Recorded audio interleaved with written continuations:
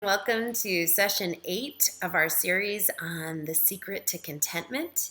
Today we are going in the book of Romans, chapter 12. Two of my favorite verses. They pretty much go together, but we're going to just focus on verse 1 today of chapter 12. And then the next session we'll unpack verse 2 of the same chapter 12 of Romans. So let's read what God has to tell us here today on our journey of learning the secret to being content. It says, I appeal to you, therefore, brothers, by the mercies of God, to present your bodies as a living sacrifice, holy and acceptable to God, which is your spiritual worship. Wow.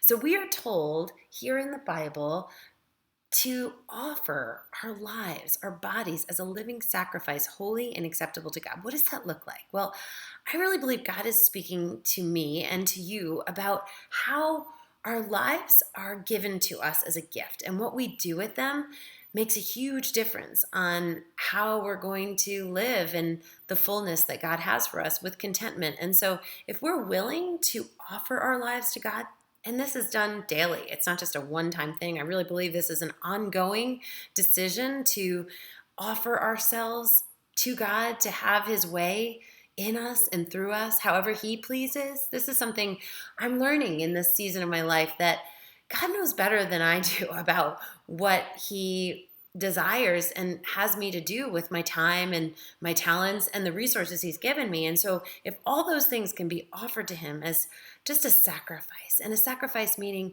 it's laid out on the altar to say, have your way, whatever it is that God, you desire. This is a great prayer that we can put into practice, that in a way of putting this verse into action by presenting our bodies and offering our lives as a living sacrifice, then God can have his way, and then we can truly live out the purpose and plans that he has for us. And this is a way to worship him. And what greater thing than those of us that are humans created by the ultimate creator to worship him and show how much we adore and just want to glorify him with our lives. And this is a way to do that. So I hope you're encouraged by this verse in Romans, and I look forward to seeing you next time on our series on the secret to contentment. Thanks. Bye.